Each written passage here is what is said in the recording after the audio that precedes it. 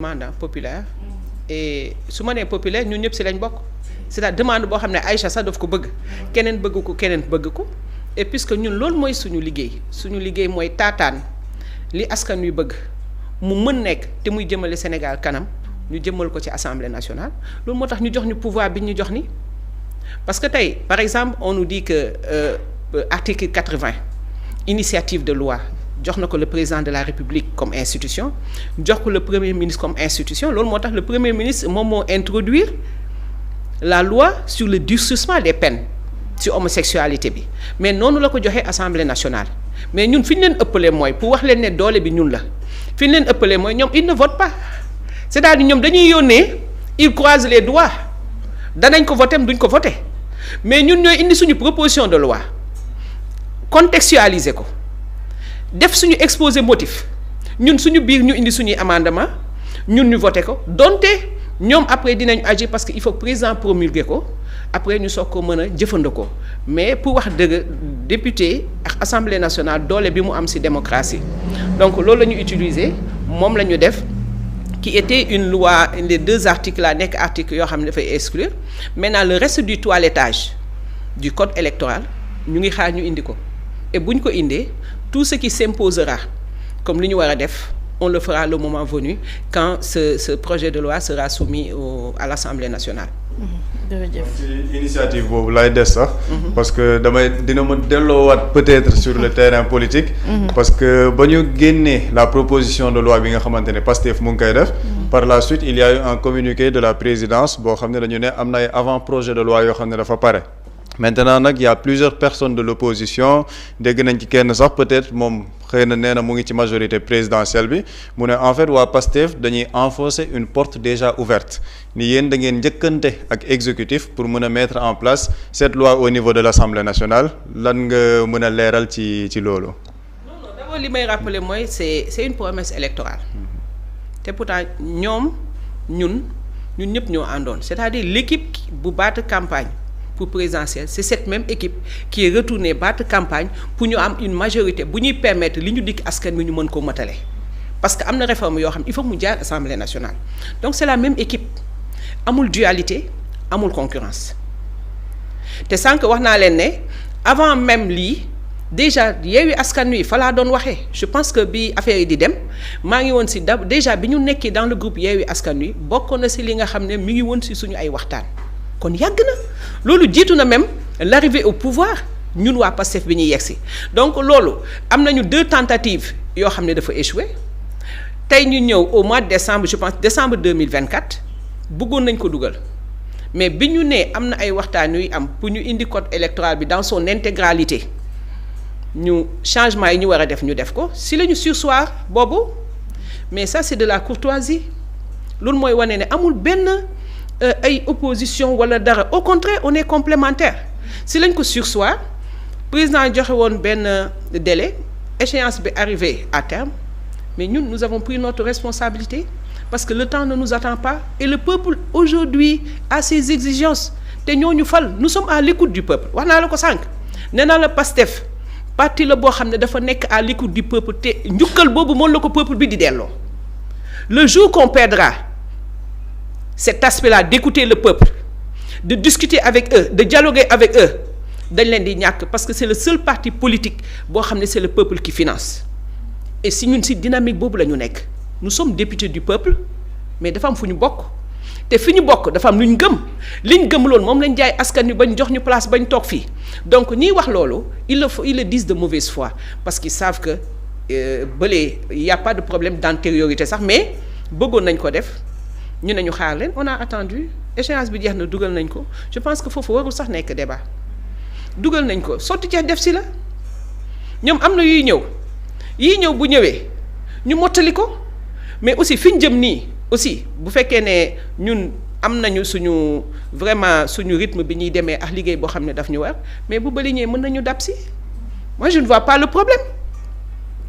mais ñoom li ma leen di waxee ils veulent exister politiquement et ils s'accrochent sur des choses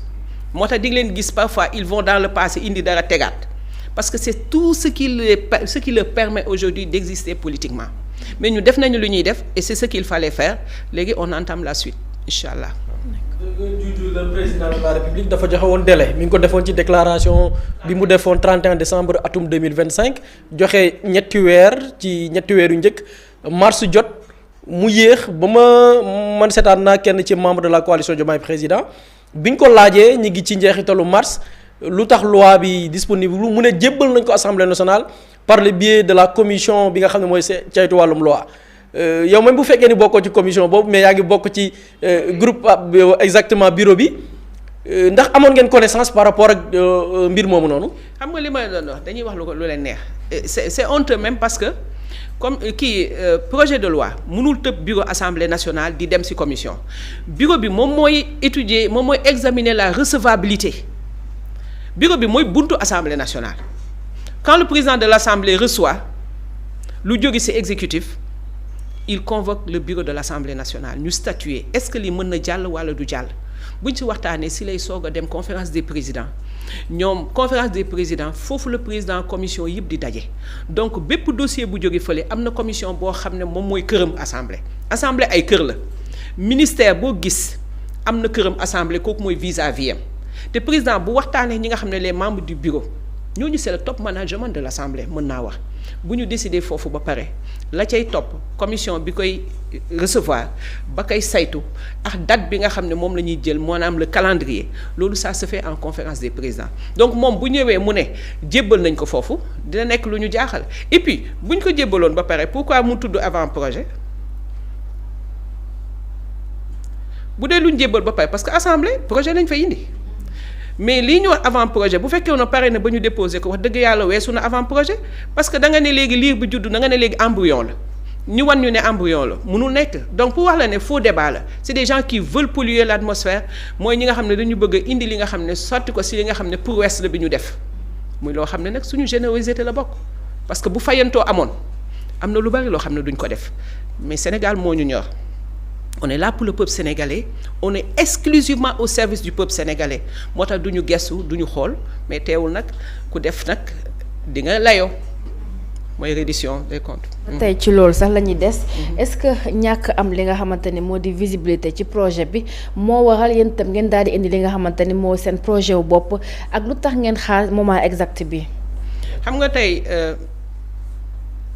boo xoolee kii. Processus électoral dafay am ay délais yu ñuy joxe pour coppite ci code électoral bi tey ñun ñëpp xam nañ ne 6 mois bu tolloo 6 mois bu ko weesoo amul coppite boo xam ne mën nga ko apporter ci fi ñu jëm te mën nañu tëgg élection à tout moment ça peut être au mois de janvier ça peut être au mois de février mais ñun askan ñun députés yi on doit être alerte aussi hein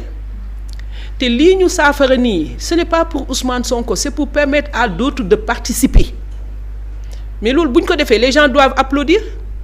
mais quand même en tant qu'institution autonome parce que l'Assemblée nationale est autonome assemblée amul pour xaar kenn li ma la wax sànq même bi ñu dugaloon génnee ko on peut le faire par courtoisie on est complémentaires ñooy ànd ñooy liggéey mais loolu aussi wàññi suñu loxo ba nañu lu jógeel fee waruñu ko voter ce serait vraiment dégrader l'Assemblée nationale ce serait dégrader l'Assemblée nationale donc lii ñu jël nii def ko dafa bokkoon suñu agenda ñu doon xaar président xëy na moom yembagul pareegul mais ñun mën nañ ko def bu paree mu dab si ñu y a pas de problème. le moment waxtu bi ngeen ko jël. oui waxtu bi ngeen déposer projet bi.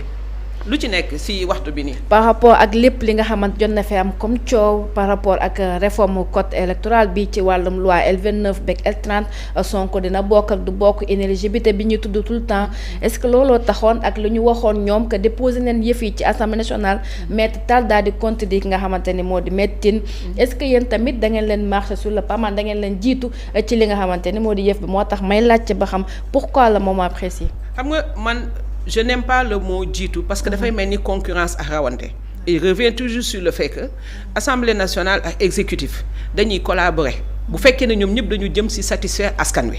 kooku benn la mais ñaareel bi rawatina bi nga xamee ne dañu bokk même fi ñu jóge ñun ñoo àndoon campagne présidentielle ñoo àndaat législative pour ñu jox doole bi tax ñu wote donc kii boobu duma ci ñëw lu bari mais Assemblée nationale dafa autonome. am ay prérogatives am ay attributions yi nga xam ne dañ ko jox je pense que Assemblée nationale amul pour laaj permission kenn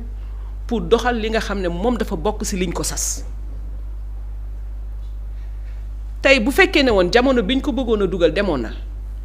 kon doo ma wax contexte tey bi parce que ñun dès suñu installation en décembre 2024 nous avons été installés le 2 décembre mais même décembre lañ ko dugal nous sommes à 1 an après 1 an et 3 mois après donc je pense que contexte bi moo fi fekk loolu mais du contexte bi waruñu def nii waruñu def lii dafa bokk ci lu normal loo xam ne assemblée nationale daf ko war a def parce que am na loi yoo xam ne c'est des exigences populaires hein te on ne joue pas avec surtout que nekk na loo xam ne yoon la moom laa lay wax sànq la loi sur le durcissement de l'homosexualité mi ngi fi woon promesse la woon bii promesse la woon te ñun bi ñu installé la ñu commencé jot ay appel ak ay lettres honorable lan ngeen di xaar ci L29 L30 lan ngeen di xaar L29 L30 te dëgg la te yoon la donc on est resté jusqu'à hier ça mérite applaudissement li ma wax c'est historique et les gens doivent applaudir nit ñi war nañ ko savourer te xam ne à partir de maintenant ils ont une assemblée nationale opérationnelle à l'écoute du peuple sénégalais leneen lu dul lii bu ñëwee te mu nekk intérêt askan wi assemblée dina ko voter bu ñëwul ñun dinañ ko proposer parce que am nañu prérogative boobu on est là pour ça. man damay ñëwaat sax ci sa biir kàddu yaa ngi ne exécutif bi ak législatif bi dañuy travailler en parfaite collaboration moom moo may indi ci avant projet de loi bi parce que pour revenir au contexte ñëpp xam nañ ne en commission la ñu validé woon peut-être la proposition de loi le week-end ñu prévoir une plénière le mardi 28 avril léegi la veille de la plénière muy le lundi 27 avril ñu gis ni il y a un communiqué venant de la présidence buy wax ni am na 4 avant-projets de loi yoo xamante ni ñu ngi koy proposer di ko soumettre à la réflexion nationale yéen en tant que député de la majorité est-ce que yéen yëgoon ngeen ni il y avait ces avant-projets de loi est-ce que yéen da ngeen ko yëgoon en amont wala da ngeen ko découvrir comme tout le grand public le lundi 27 avril. Je ne pense pas que projet yooyu ñu déposé ko au niveau de l'Assemblée nationale je ne pense pas te lu ñuy indi Assemblée nationale day fekk mu jaar Conseil des ministres day adopté ñun on est à l'écoute du Conseil des ministres parfois Conseil des ministres bu ñu adopté dañuy xam ne si ñun lay ñëw ñoom bu ñu xamee ne le bureau est convoqué conférence des présidents xam nañ ne si ñoom lañ jëm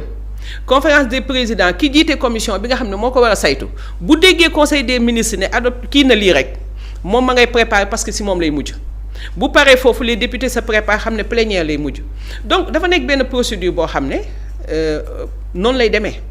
donc mais je pense que c'est man personnellement yëguma ko woon et je ne pense pas que le groupe parlementaire ou bien les députés ou le bureau de l'Assemblée nationale parce que foofu laa bokk mais mosuma gis ñu indi fii jusque là loo xam ne avant projet la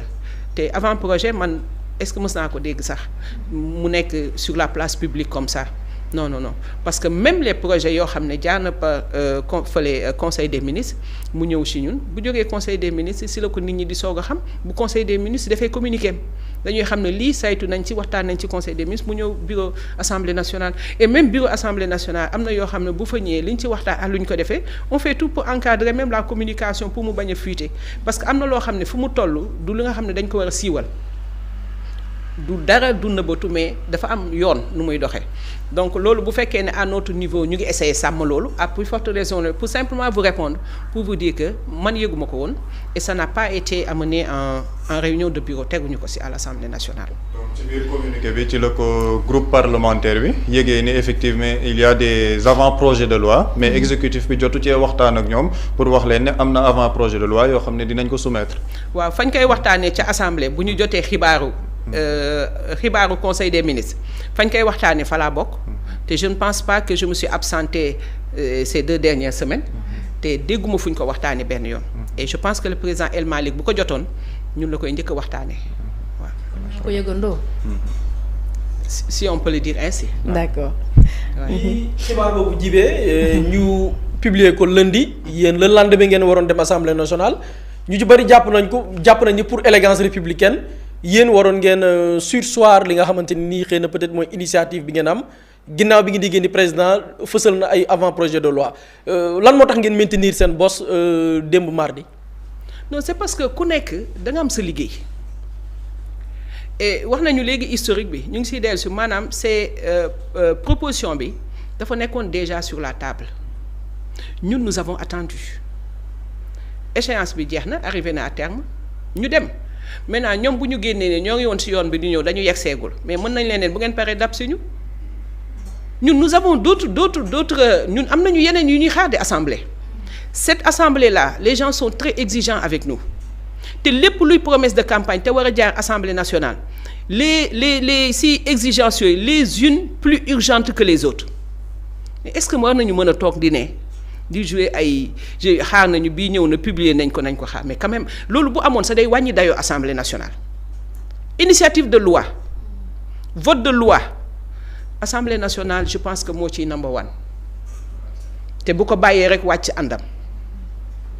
maintenant beneen bu ñëw comme ni ma la ko waxee sànq dinañ ko saytu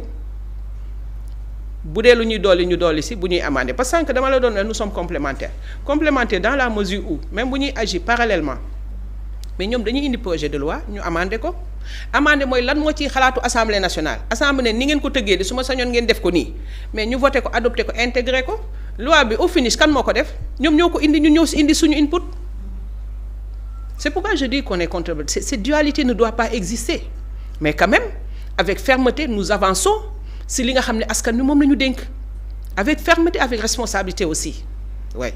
d'accord ba tey bu ñu dikkee ci li nga xamante ni moo di consensus ak légitimité li nga xamante ni moo di réforme bi gis neen ñenn ci ñi nga xamante ni dañ leen woowee société civile ñu ngi ŋàññi li nga xamante ni mooy seen réforme bi ngeen indi démb ngeen adopté démb ci assemblée nationale ba tey sax ñuy laajte ba xam ba une partie bi nga xamante ni mooy société civile bi kon moo ko waxee ñu ngi koy ŋàññi moo tax man est-ce que proposition de loi bi dafay reposer ci li nga xamante ni moo di ab consensus politique la maanaam bi nga xamante ni ñëpp ànd nañ ci wala boog na toog ngeen xool naka ngeen di intégrer yenn pàcc yi nga xamante ni moo am ci réforme yooyu. xam nga ñu ngi wax ay problème mu dialogue dañu woon dialogue Sénégal ñun bi ñu juddoo ba tey depuis temps Abdou Diouf dialogue dinañu louer hôtelu àdduna bi yëpp dinañu woo toutes les catégories de la société ñu ñëw. ñuy tàggante di gërëmante après ñu ne les gens vont se retirer les équipes techniques par commission bu ñu liggéeyee ñu def cérémonie bu rëy jébbal ko président de la république du ma ngañ ñi seen liggéey la société civile parce que am nañu wàll ci liggéey bi mais am na fu ñuy toll ci liggéey bi il faut pas perdre du temps te foofu la ñu toll te keroog dégg ngeen démb. Quand on disait que bii bokk na ci point de désaccord yi mais s'il y a désaccord il faut trancher gis nga juboo bu mënta am il faut que ñu jël suñuy responsabilité def li ñu war a def avancer parce que duñ la ne baaxul mais dañ la ne waroon nañ ko waxtaane oui le mal ñun xam nañu histoire dialogue yu bari de xam nañu histoire dialogue yu bari bu dialogue yi doon marché nit ñi dinañu am le droit de vote parce que am na ñu bari dañ leen xañ seen àq ak seen yelleef pour ñu voter muy population parce que dañuy bind sa ginnaaw. jéggaluwaat bu baax a baax di jéggaluwaat bu baax di ko tuub bu baax de beneen coupure la waat encore kon ma ko waxee sànq rek c'est indépendamment de notre volonté mais bon du tey rek ñu yeggal li nga xamante ne moo di waxtaan bi vu que dañ fi dalal ki nga xamante ne moo di honorable Aïcha Touré di député fu ca assemblée nationale di waxtaanee ba tey rek li nga xamante ne moo di réforme code électoral daal di laal article L29 ak L30 ma daal di bàyyi rek honorable ginnaaw ba ko Pape Samba laaj ab question du bàyyi rek Pape Samba daal di bantuwaat li nga xamante ni moo di laaj bi. effectivement je pense que mu ngi doon développé ci société civile bi par rapport ak consensus bi. li ñuy laajte wàllum consensus xëy na ma bàyyi la nga eggali foofu rek après ma ñëw ci sama question bi. parce que aussi même bu fekkee ne woon. laaj nañu société civile laaj ñëpp mais ils n'ont pas un droit de veto. donc à quoi bon si temps bi lim ñu may ni ñu war koo jël ñu def loolu encore une fois nekkuma di ne li ñuy def li ñuy dox amul solo mais quand même dans ce contexte lii warul nekk benn barrage boo xam ne fi ñu war a dem dañ fay dem waaw man loolu laa gis parce que dialogue yi ce que ça nous a amené jusque là parce que je disais que dialogue am na et pourtant des gens sont restés sans voter pourquoi parce que dañuy dëpp sa carte dès le de vote pas parfois même doo ko demander et le droit de vote le fait de voter ça doit être encouragé pas décourager dans un pays normal foofu la ñu commencé barrer nit ñi parce que il faut agir retenir candidat bi mais il faut diminuer le nombre de personnes yoo xam ne elles se sont défavorables donc foofu def nañ ko nit ñi jaxase nañu seeni bureau de vote nga dem wëndeelu suba ba ngoon amoo fooy voter ñu ne la fii nga bokkoo fee retenir nañu ay candidats il y a tellement de choses qui se sont passées dans ce pays on a retenu Karim Wade téye nañu Khalifa Sall téye nañu Ousmane Sonko parfois tu te dis quelle est l'importance de ce dialogue parce que dialogue mën nañ koo def loo xam ne balaa moo yegg ci justice walla balaa muy def li ay nit waxtaane ko parce que dañoo am suñu cosaan am na ñoo xam ne bokkuñu ci pouvoir bi mais bu ñu yëkkatee kàddu dina am loo leen wuse buñ la ñaanee di nga bàyyi mais bu demee ba nga xam ne yooyu amatul benn effet ci tout ce qui s'est passé pendant ces 12 années injustice teg ko ci ay nit parfois tu te dis quelle est l'importance de ça même et c'est la question que beaucoup de Sénégalais se posent maintenant ñun en tant qu'institution ñu war a jël suñuy dogal on est en train de faire ce que nous devons faire et ce que nous devons aux Sénégalais yi dañ ko ameel Sénégalais te bu soobee yàlla dinañ ko dox. ci institution yooyu sax laay des parce que ñu bëri ñu ngi wax proposition de loi am na avant projet de loi mu ngi woon en gestation am na ñoo xam ne ñu ngi théoriser peut-être les possibilités d'une crise institutionnelle boo xamante ni peut-être il y aurait les conditions d'une crise entre l'Assemblée nationale ak la présidence de la République est-ce que yow jàpp nga ni li nga xamante ni moom moo nekk di xew ni avec la révision du code électoral mën na jur wala mën na nekk un foyer de tension entre la présidence muy exécutif bi ak le pouvoir législatif. Non, je ne pense pas parce que déjà constitution dafa may ku ci nekk dafa jox ku ci nekk li nga xam ne moom nga war a def te ku ci nekk bu fekkee ne yaa ngi koy doxal ni mu waree te li fi ma commencé sama njëlbeen mooy bu fekkee ne ñun ñëpp askan wi moo ñu tax a jóg man gisuma fu ñu mën a réeroo ba mu instaurer crise institutionnelle parce que nit ñi yi ñuy wax nii c'est ce qu'ils voudraient que mu exister ñoom li ñu bëgg mu am si loolu la ñuy jëmale communication bi ils l'ont toujours fait même problème bi nga xam ne am na entre suñu leaders yi mais biñ leen falee rek la ñu commencé di ci dox te niñ ci waxee lañ ciy doxee c'est à nous de ne pas céder am nañu suñuy attribution dañ koy respecter ñoom am nañu seeni prérogatives ñun am nañu suñuy prérogatives il arrive que ñu daje te bu ñu dajee je pense que c'est pour mu jur li nga xam ne askan wi moom mooy bénéficiaire bi te li ñu bëgg nii bu soobee yàlla duñ leen ko may ku nekk dina def liggéeyam ba mu yemb Sénégal avancé te li ñu diggoon askan wi ñu def ko parce que ñun loolu mooy suñu boussole fépp fu ñu jaar campagne li ñu wax askan bi waxuñu leen lu mënta ne lépp lu ñu lay wax nous sommes un parti très organisé renégociation contrat yi am na ñoo xam ne bu ñu sañoon du réussir parce que bi mu ko wax ñu ngi doon ne da koy wax mais xamul y a les réalités de l'État mais tey bi ñu yegsee wan nañ ne fulla ak fayda moo yor réew entre autres te def nañ ko donc fii nga xam ne fa la ñu bëgg a jëmale le débat ñun nekkuñu foofu ñun li ñu nekk mooy am nañu ñun en tant que député yu ñuy xaar sur la table bu soobee yàlla dinañ ko def et exécutif dinañu collaborer moom pour le bien des Sénégalais fi ñuy xaar gëmuñu fekk leen fa. xëy na fi may ñëw rek mooy am na yenn ci seen i naataango yu fare ci opposition bi dégg naa ci ku ci mel ni Aïssata Tall Sall ne dinañ attaqué li nga xamante ni mooy loi bi ñu voté bi ñu adopté démb ndax amoo leen ci xel ñaar wala jàpp ngeen ni loi bi loi bu wóor la def ngeen ci liggéey ba ca war ànd ceeg ñi nga xamante ni xëy na seen xam-xam màcc na ci wàll wi amoo leen ci benn xel ñaar par rapport ak loi bi bis bu demee conseil constitutionnel. non amuñu ci benn xel ñaar parce que conseil constitutionnel je pense que si côté dëgg la ne parce que ñun defoon nañu ñoom je pense que conseil constitutionnel bi ñu voté ci loi amnistie bi am na retour bi ñu amoon ci ñoom ils ont crié victoire defe ne c'est lu négation la lu ñu indil alors que ils nous ont conforté ci li nga xam ne ñun moom lañ doon sàkku mooy ñu leeral est-ce que loi bi dafay couvrir les crimes de sang ou non ñun on s'en réjouit bu leen neexee boulevard baa ngi ni ubbeeku nañu bind conseil constitutionnel mais ñun li ñu waroon def nañ ko donc ils peuvent continuer en tant que opposition parce que opposition aussi parfois loolu dañ koy def ils font am na yi nga xam ne dañ koy def pour essayer de voir ne ñun am nañu bii yoon lii bu amee lii mën nañ koo def pour barrer ko donc ceux qui n'ont pas réussi au sein de l'hémicycle avec je pense que 11 ont voté contre et 2 abstentions contre cette majorité te li ñuy def ci dëgg lañ ko teg man je pense que amul problème parce que même kii bi proposition de loi bi on l'a envoyé à la présidence de la République le président a donné son avis ce que les gens ne savent pas. Le président Diomaye a donné son avis, oui. A donné son avis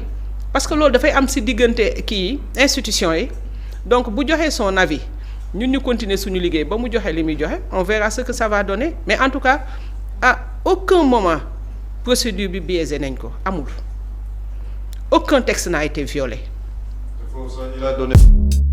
Mously Immo Sénégal moo leen di indil saafara ci jafe-jafe bu ngeen am ci wàllum immobilier yow mi bëgg a jënd kër yow mi bëgg a tabax wala nga jaay sa terrain jokkool ak waa Mously Immo ku am sa kër bëgg ku la ko terrassel wala nga am sa tool bëgg ku la ko lotisel defal la ko ay terrain Mously Immo Sénégal daf leen koy jàppandal gunge leen ci anam gu mucc ayib ku am sa kër itam te nekkuloo ci biir réew mi bëgg ku la ko toppatool gérer la ko Mously Immo moo ci gën a gaaw gën ci wóor ku bëgg réfectionner tabax wala nga defar plan architecte mën nga jokkoo itam ak waa Mously Immo Sénégal mën ngeen leen a woo ci 77 887 25 13 77 887 25 13 Mously Immo indi saafara ngir jëndum kër tabax jaayum terrain terrasse yi ay tool wala lotissé ko defal leen ko ay terrain loolu lépp Mously Immo moo ci gën a gaaw man ngeen itam abonné ci seen chaîne YouTube Mously Immo Sénégal ngir am yeneeni xabaar yu gën a dëggu wala itam wàllum conseil ci wàllum immobilier fii ci biir réewum Sénégal